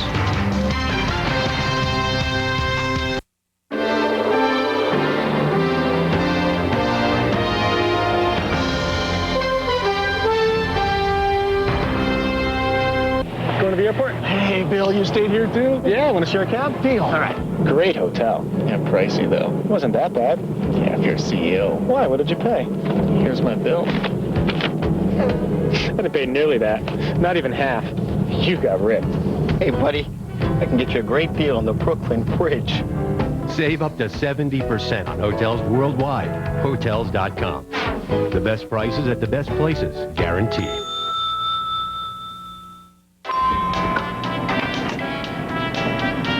How's it going, Bob? Not bad. I'm shopping for a new home loan. Excuse me, I happen to be a loan officer at the bank, and right now we're giving away a free toaster just for applying. Looking for a whole new way to get a mortgage? Call or log on to Ditech.com now for today's low fixed rate. Call Ditech.com. Good idea. Ditech.com. Call 1-800-71-FIX. Hey, how about a blender? Hello? Hey, it's your dad. I'm at the electronics store, and I think I made a big mistake. You're kidding. I was already here. PCs were right there. It looked so easy. But if I don't get some help, Dad, I should have just listened to you. They don't even have what I'm looking for. Dad, I told you. For your perfect PC, just call Dell, and they'll help you get the PC you need at a great price. It's easy. I don't need a candy cane. Hold on, I'll get you some help. That's my father. You're pretty much his only hope. Thank you for calling Dell, Mr. Sabian. I'm on the phone. Ow! Stop it. Call or go online now and get a Dimension desktop with a flat panel display for just $6.99 after a $100 mail-in rebate. Featuring an Intel Pentium 4 processor for today's digital entertainment, recording music, sharing photos, gaming, and beyond. Right now, you'll get free shipping. Get great deals on notebooks, too. Dude, could you get me a Dell? For holiday shopping done smart, it's easy as Dell. Dell PCs use Intel Pentium 4 processors. These 2002 Grand Cherokees are both tremendously well equipped. So besides the color, what do you think the difference is? About 40%. That's because this one is one of our lease and rental returns, purchased from the Chrysler factory auction. At Hillsborough Chrysler and Jeep, we always stock a big selection of auction vehicles. Right now, you can save more than 35% on PT Cruisers. Save over 50% on town and country vans. Only at Hillsborough Chrysler and Jeep. Nice people, great prices. Your mom's not buying you a new car. She will if it's cheap enough. VHICS.com lets you design your own car. She won't spring for alloy wheels. Delete wheels. Right down to the options. Leather? Are you nuts? Until it's exactly what you want. What is that? A 120-watt AM/FM cassette stereo with trunk-mounted CD changer. More or less. Delete stereo. That hurts. VHICS.com. Roadmap to the automotive world.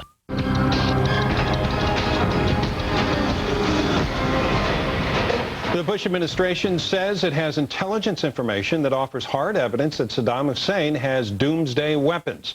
So should the Bush team show that proof to the public, or would it just tip our hand?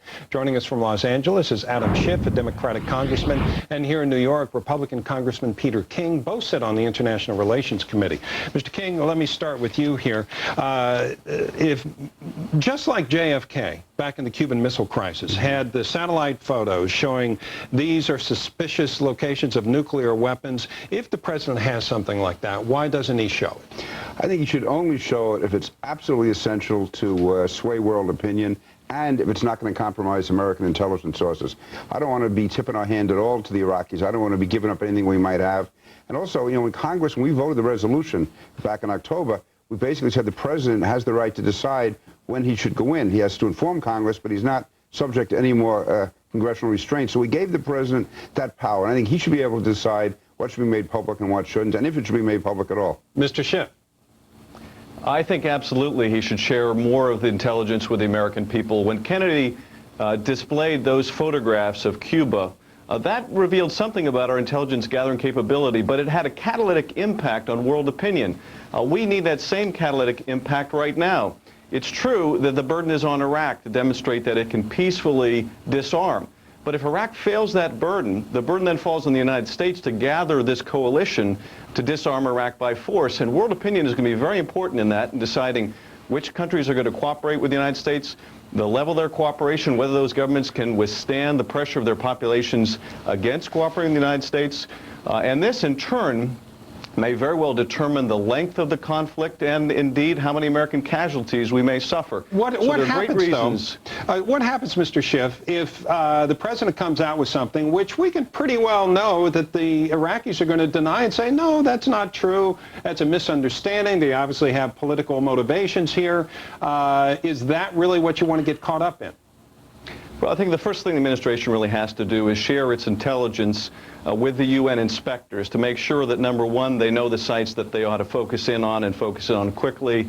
Do you think Hans Blix will take that? Do you think Hans Blix will use it? Well, I think he has to use it, and I think we have to bring maximum pressure to bear, in particular on getting Blix to bring Iraqi scientists out of Iraq to be interviewed. And our intelligence about who we ought to target in that process could be of critical importance. We're much more likely to get information from the Iraqi scientists than we are through random inspections. So that has to be the first step. But beyond that, I think it is so important in terms of world opinion and in terms of American opinion that the administration be willing to bring the American people into its confidence, that it display this evidence, that it show proof to the lie, because the fact is Iraq is lying about its possession of these weapons. Okay. But the American people like to see the evidence for themselves, and they should. Okay, the difference that Adam and I have here is really one of degree. Listen, if the president feels it's important and it should be put out to influence the American people and world opinion, he should do it, but he should have the right to decide how much should be given. But we shouldn't allow the burden to be shifted here. The fact is the burden is on Iraq to prove it does not have weapons of mass destruction, and if they obfuscate or camouflage, the burden should not shift back to us. We shouldn't allow. So we should believe the president, despite what the inspectors may not find. Let's say they find nothing that is quite clear, at least the press doesn't see anything, and the president says, believe us, we've talked to former scientists, we know they've got these weapons, they're hiding them, they're not being on the up and up. You think the American people would support that? I think if he Made that known to the leaders in Congress, the Intelligence Committee, yes. But again, I would urge the president to release what he can release, but not to go beyond that. I don't want to get into a game where he has to match Saddam Hussein and has to somehow one-up Saddam Hussein. And when Congress adopted the resolution giving the president the power, we gave him that power for him to decide when we should go in or not go in, and we shouldn't be trying to weaken that power now. Adam Schiff, what do you think Americans want to see to give that support?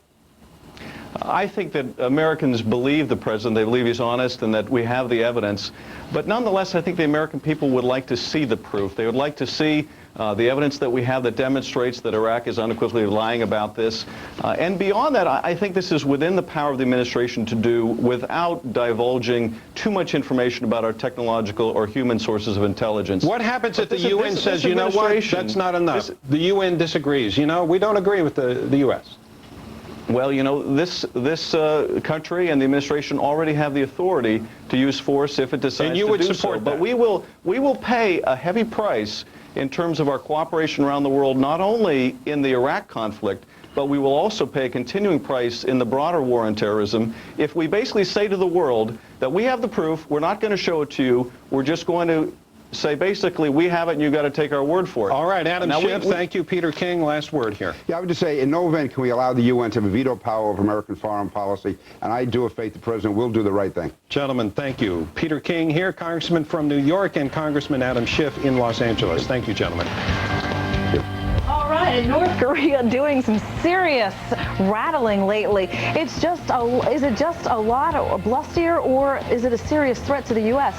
And two massive ships and thousands of cars sinking to the bottom of the sea. The whole soggy story coming up right here on the network America Trust. Stay with us. In my time in Vietnam, but I wasn't the only soldier there. There was another soldier, Christy Lane. Christy Lane has touched the hearts of millions through her beautiful singing of One Day at a Time.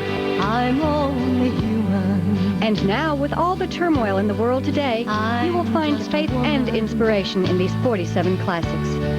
Help me believe in what I could be and all that I... Truly two great albums, One Day at a Time and Footprints. One set of footprints in the sand. Call now and you save 50%. Lord, you promised me you'd hold my hand.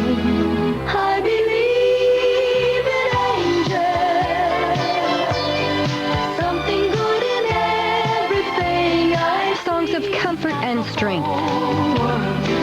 In his hand he's got the whole wide world. In his hand he's got... Oh, Danny boy, the pipes are calling. Every song you've always wanted. From glen to glen. Call now for this special offer. The just a closer walk with thee. Just a closer walk.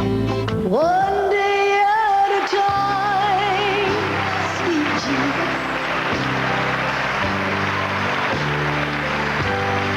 I'm only human. I am a woman. I believe in angels. Over 2 hours of beautiful singing by Christy on 2 CDs or 2 cassettes for the special price of $14.99 plus shipping, or mail your check to Christy Lane, Madison, Tennessee. Call now, 1-800-214-3399. A beautiful gift for someone you love. Saturday for the inside scoop on Washington, the Beltway Boys. Then the show that takes on the media, Fox News Watch. The Beltway Boys, Fox News Watch. It was the culmination of man's greatest and riskiest achievement, Apollo 17. On the 30th anniversary, we'll take a look back at the dreams, the ambitions, and the sacrifices. Plus, rocketing into the future, a first look at plans to explore Mars, to the moon and beyond, celebrating Apollo 17 this weekend on Fox News Channel.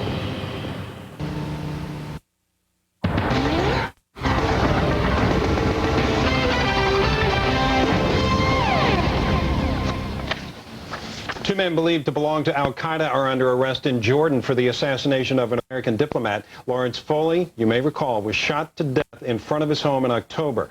He was working for the U.S. Agency for International Development in Amman, Jordan. Foley's death was the first assassination of an American diplomat in Jordan in decades. Investigators found the suspects with ammunition and guns used in the attack on Foley. The controversial load of missiles on board that ship from North Korea have arrived in Yemen. The ship was investigated in the Arabian Sea earlier this week, but it was allowed to sail on after Yemeni officials assured the U.S. that the Scud missiles would not leave their country. Meanwhile, U.S. officials say Yemen has agreed not to buy any more missiles from North Korea. And take a look.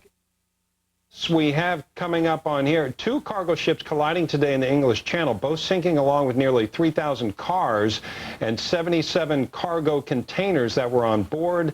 I don't believe that's the shot we want to see, but the crash is being blamed on heavy fog. All the crew members escaped in lifeboats. Nobody was injured, luckily. A maritime expert says bad weather is in the investigation. It's very difficult in investigation, and that the weather is stopping.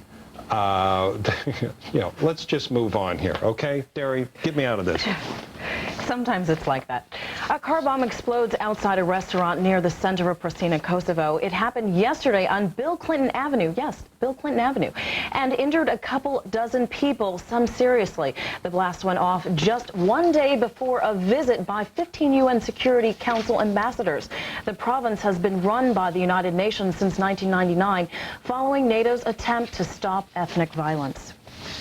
And it was a historic day for wildlife in California as 7 condors are now free to fly. 100 people showed up for the big event. Look at them going loose there. It is the first time that the public has been allowed to watch something like this, as condors were released from captivity back in 1987. Biologists captured the remaining wild condors and started breeding them in captivity in hopes of getting the bird off the endangered species list. And look at that.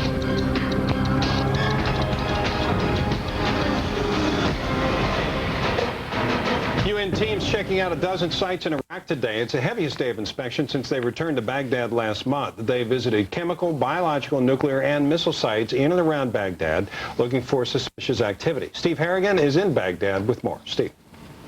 UN weapons inspectors visited 11 different sites today, including sites they've already seen in the past. One on Friday that caused some trouble. UN weapons inspectors went back to an infectious disease center, which they were barred from several rooms on Friday. The locks would not open. The man with the keys apparently taking the Muslim holy day of Friday off.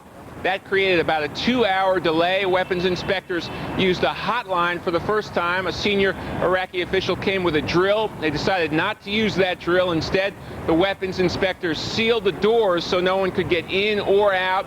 They went back to that site today. So far, both sides playing down the severity of that problem. UN weapons inspector spokesman describing it as a hiccup. This was the first time that the inspectors decided to work on the holy day of Friday. Exactly. Meanwhile, Chief Weapons Inspector Hans Blix is asking for a list of scientists from the Iraqi government, all scientists with any connection to weapons programs, chemical, biological, or nuclear.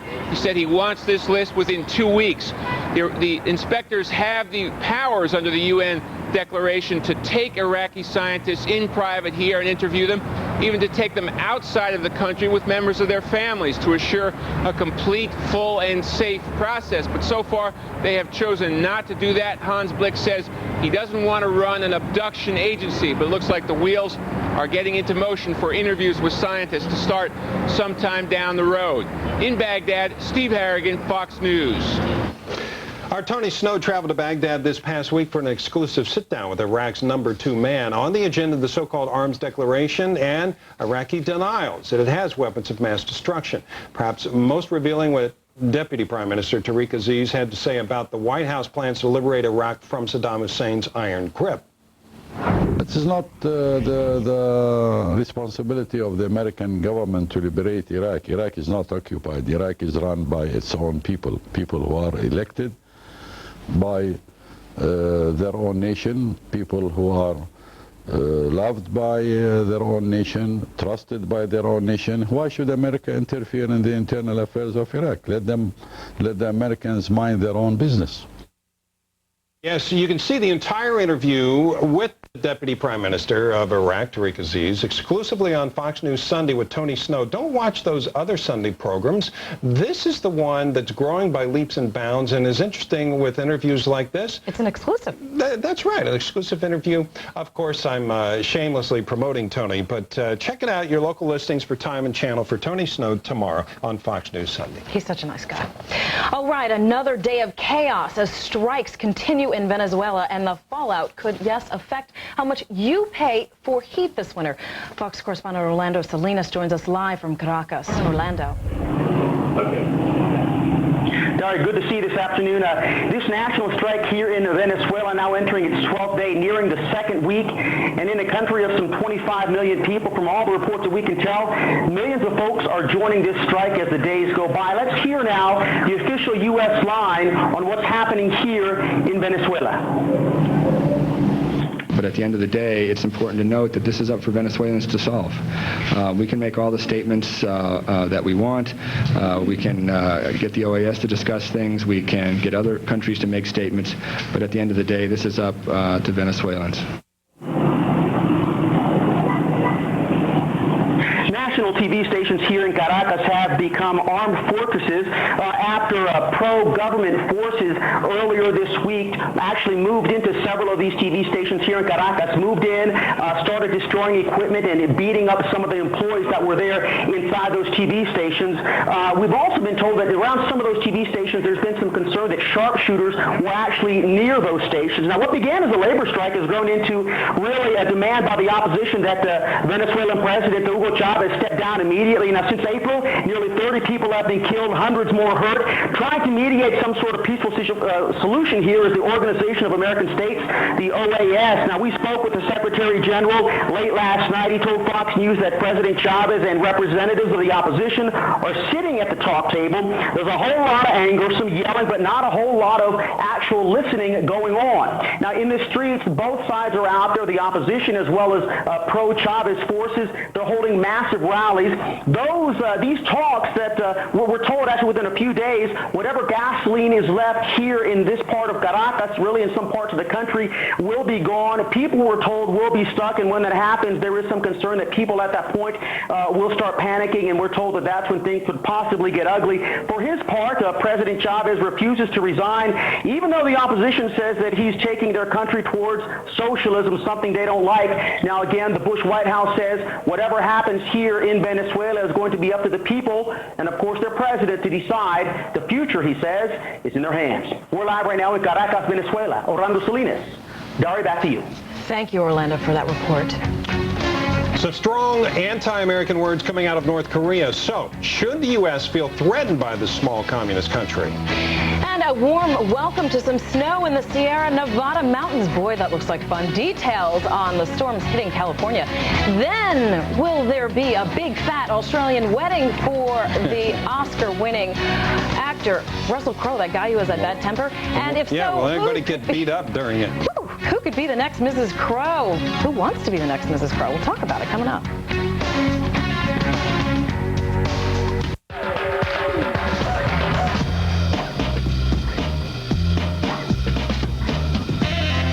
Open up with Samsung Color phones.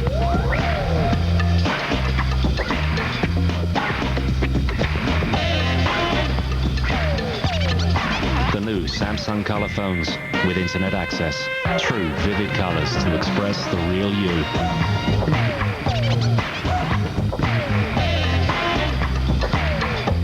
Okay, we're gonna try this one more time. Watch the cookie. The bank is your friend. You're here to apply for a new home loan. You really like the loan officer. Looking for a whole new way to get a mortgage? Call or log on to Ditech.com now for today's low fixed rate. There's no advance fees prior to closing and no cancellation fee. So, what do you think? Did you say Ditech? Ditech.com. Call 1-800-71-FIXED. When it's this dark, it can be paralyzing. but not with Craftsman on your side. And who knows more about darkness than Chuck Thorne, owner of Maui Cave Adventures? Aloha, Bob. Thanks. Chuck, everyone on your tour uses the Craftsman Professional Ultra Beam Lantern. Why the Ultra Beam? Well, let me show you. You need a lantern that lasts for a 2.5-hour tour and is really rugged. Look there. Wow, it's really bright. You bet it is. It works as a floodlight and spotlight. That's because of the xenon bulb. And the Ultra Beam is rechargeable. That saves us hundreds of dollars in batteries. On sale now for just $29.99. The Craftsman Ultra Beam Lantern comes with recharger. Perfect for homeowners, camping, and emergencies. The Ultra Beam Lantern is another example of how Craftsman makes anything possible. Call now. Ask for the Craftsman Ultra Beam Lantern. Save $10 now on the Craftsman Professional Ultra Beam Lantern. Call 1-800-670-9559.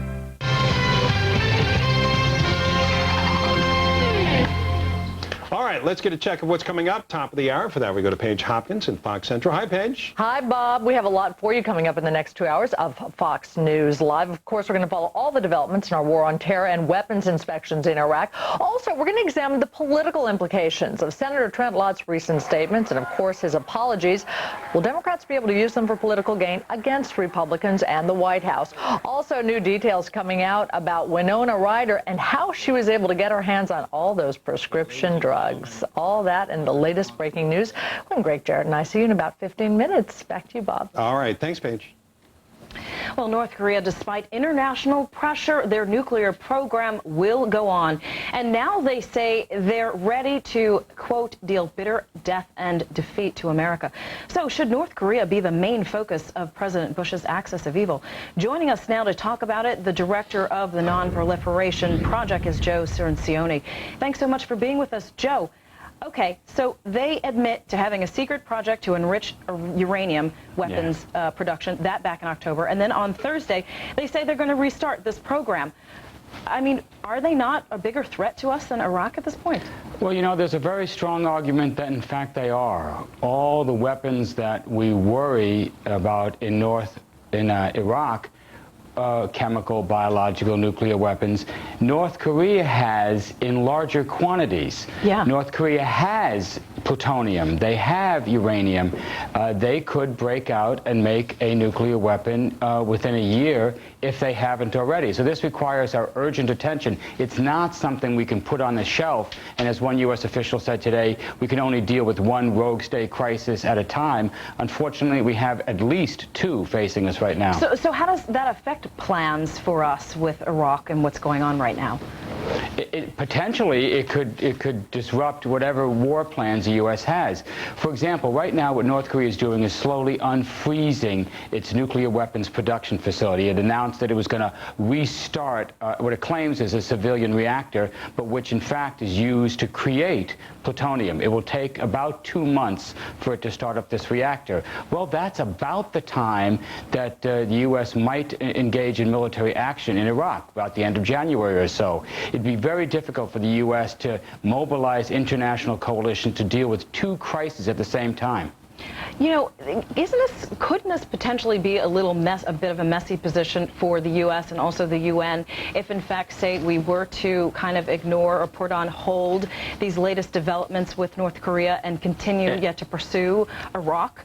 That's exactly right. It raises suspicions that Iraq is about something other than what the United States says it is. That it's not really about Iraq's weapons of mass destruction. It's about, well, whatever, oil or an effort to transform all the regimes in the Middle East or some of the more grandiose plans that some in the United States have offered. So it's important for the United States to do whatever it can right now to try and settle this crisis. And here's something in our favor.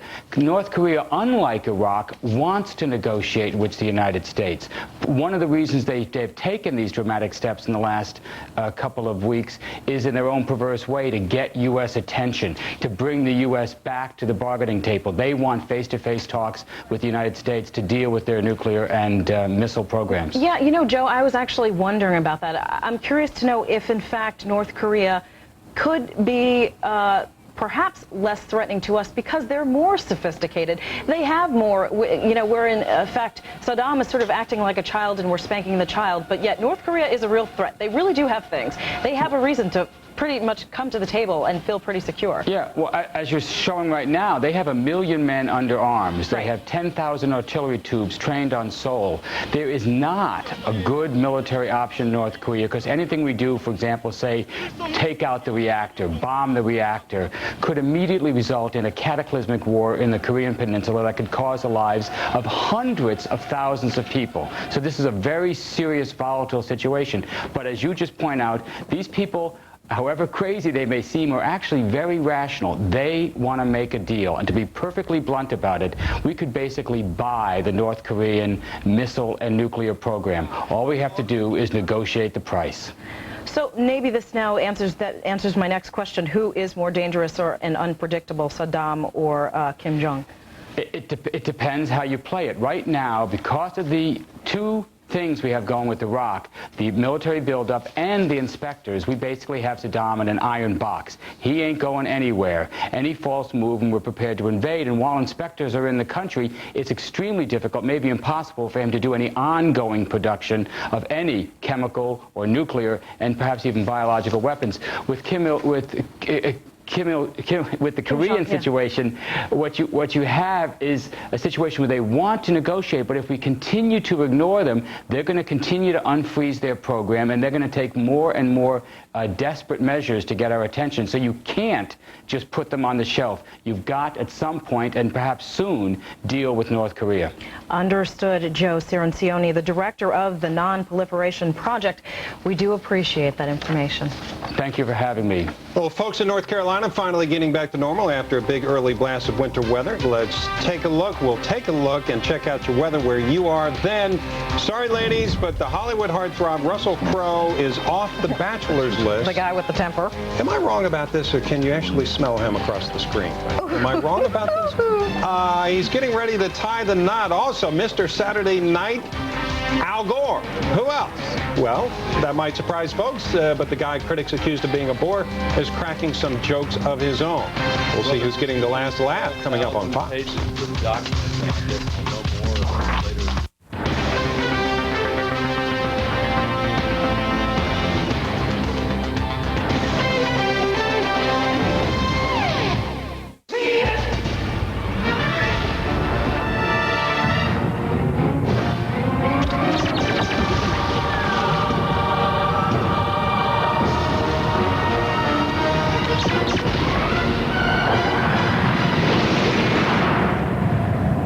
This thing was awesome. The world's first 60-inch plasma HD TV from Zenith, an epic experience just 4 inches deep.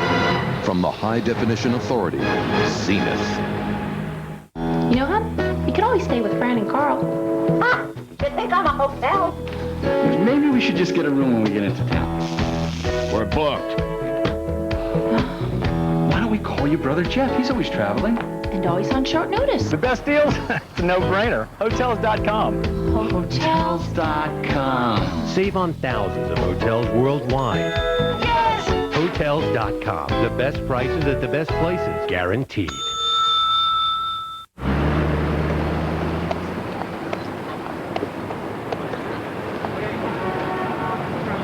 It's horse racing Portland style. Every Friday, Saturday, and Sunday at Portland Meadows. Just off I-5 at Delta Park. Hi, Leo Hilliard, Hilliard's Mid-City Ford, once again from our family to yours, wishing you a safe and happy holiday season. In the past 9 years, many of your family and friends have made Hilliard's Mid-City Ford their choice for their transportation needs. With our 2002s mostly sold and our largest 2003 holiday inventory ever, we will be competitive on every new Ford sale. Remember, all Fords are created equal. Hilliard's Mid-City Ford makes the difference. We invite you to come see why. America is shaping up with Fitness Made Simple's best-selling workout and nutrition videos, hosted by fitness celebrity John Bastow. These videos don't offer starvation diets, miracle pills, or magical fat loss belts. Those things never work for me or anyone else I know. What does work are the muscle-building workouts and fat-burning nutrition plans shown on these tapes. Order our National Shape Up Special today and get the original Fitness Made Simple workout and nutrition video, plus 6-pack abs. That's 2 videos for the price of 1. Call now. My mom's in Europe, and she left City Liquidators to me, and so I'm gonna sell everything really cheap. Like scooters from $9.99. Runt bikes, $39.99. Electric scooters, just $299. Gumball machines, $9.99. Christmas mugs, 99 cents. Real wood kids rockers, $28.88. Harry Potter cookie jars, just $14.99. Come in quick because I don't know when my mom's coming back. Remember, that's City Liquidators.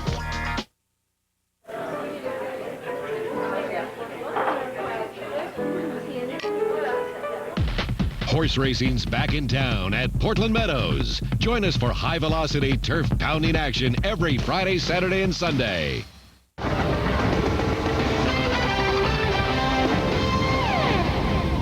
The rebel flag, it evokes powerful emotions, but you'd never expect to see a grandson of slaves carrying it proudly. A black crusader seeking to redeem its tattered image in the face of controversy. We report, you decide. That's a good story.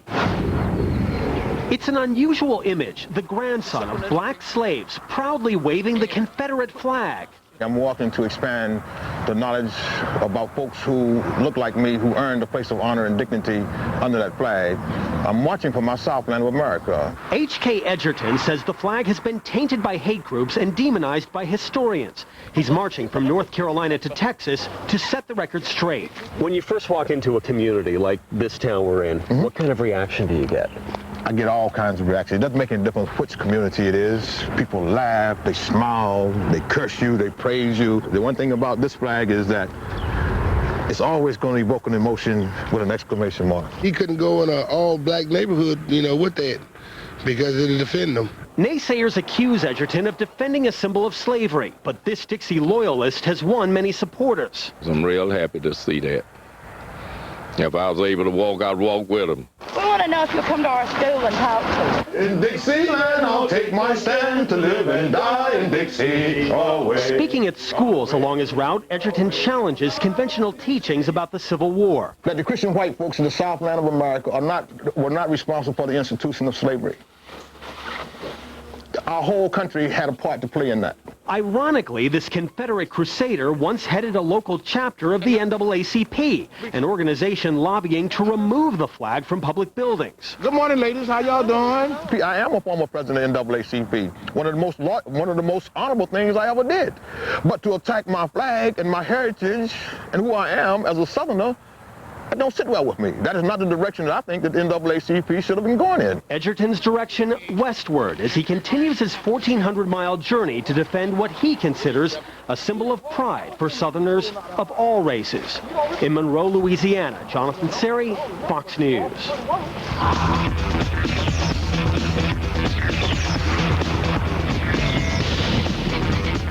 Remember that storm 2 weeks ago? Well, folks in North Carolina are happy to hear the hum of their heaters up and running once again.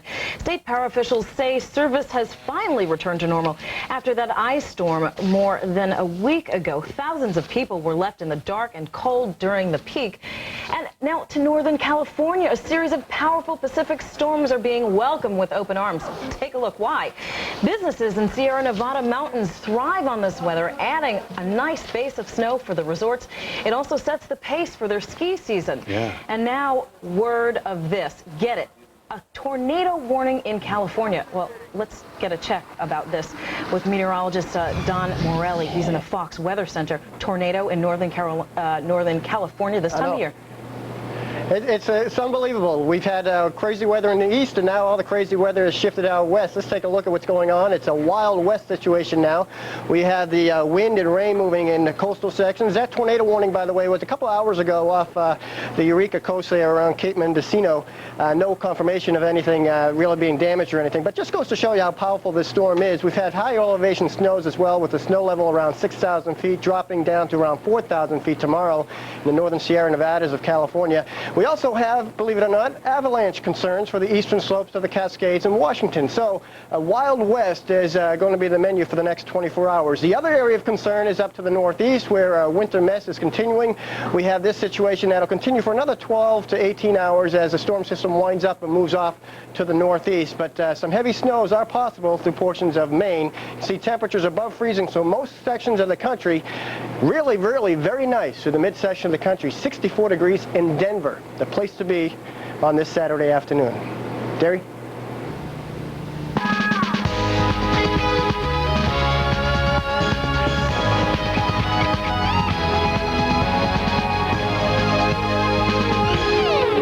The Gladiator will soon be hearing wedding bells. Yes, Academy Award winner Russell Crowe is taking a wife. Yes, Maximus, although Derry says it's Gluteus Maximus. I don't know. According to his publicist, he'll marry longtime girlfriend and accomplished musician. Probably. Yeah, I'm sure this will last. Long-term in Hollywood?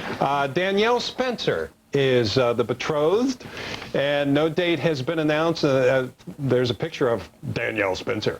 Tabloids are saying that Crowe recently bought her a diamond ring. How much you think is spent for that?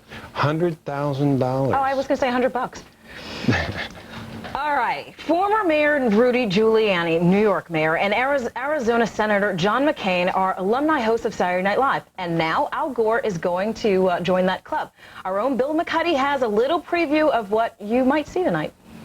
Live from New York, it's Al Gore. The man who probably still has visions of dangling chads in his head this holiday season is hosting this week's Saturday Night Live. Gore and wife Tipper have a few crates of books to still push, and the former vice president has been making the rounds everywhere from Comedy Central to Letterman. Despite the wooden image, Gore has proven he can take a joke even when he's the punchline. But reports say he has drawn the line on a few sketch ideas for this week's show. One was a bit on flatulence that he found humorous but a little embarrassing. Show producer Lorne Michaels says Gore has a good sense of humor, and he says Gore has been conscientious during rehearsals this week. Funny remains to be seen. Besides the obligatory recount sketch, there's a lot to make fun of this week. Trent Lott's heartwarming little speech to Strom Thurmond may get a lampooning.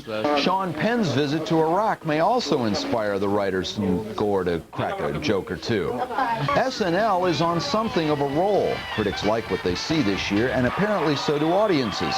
Last week's Robert De Niro show was one of the highest rated in years.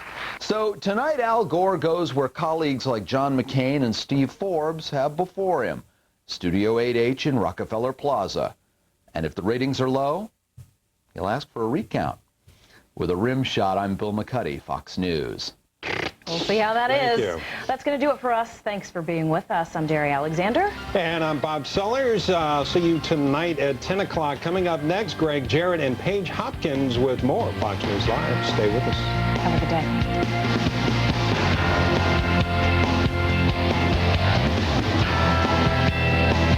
According to the Wall Street Journal, indoor air pollution can be up to 5 times worse than the air outdoors. Clean air can be the difference between living comfortably or being miserable. Sharper Image introduces the ultimate clean air solution, the patented Ionic Breeze Quadra. Exclusive Xeneon technology cleans and circulates air without a fan or filters and is totally silent. Here's how it works. First, the Ionic Breeze positively charges the incoming air. Then the air is pulled toward the negatively charged grid like a magnet. The positively charged contaminants attach to the collection grid, and then the cleaned air is accelerated into the room, creating a fresh, clean smell. Cleaning takes only minutes. Just pull out the collection grid, wipe it with a damp cloth or sponge, and slip it back in. It's that simple. Studies have proven the Ionic Breeze removes allergens such as pollen and animal dander.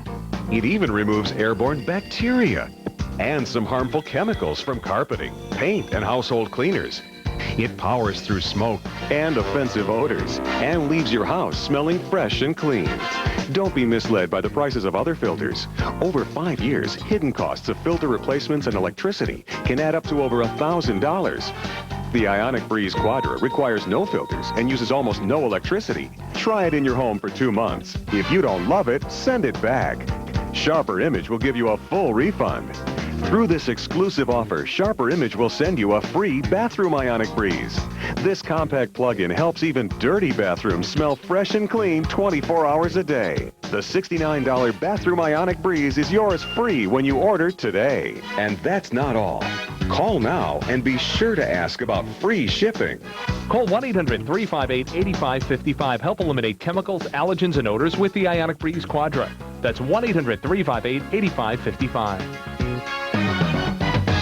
Saturday, Uncle Sam is looking for your child, and high schools are handing them right over. The story every parent shouldn't miss from the Heartland with John Kasich. Then, is Saddam supplying chemical weapons to Al-Qaeda? The explosive debate at large with Geraldo Rivera. Plus, will the UN search prevent a war with Iraq? Fox Wire with Rita Cosby. The lineup begins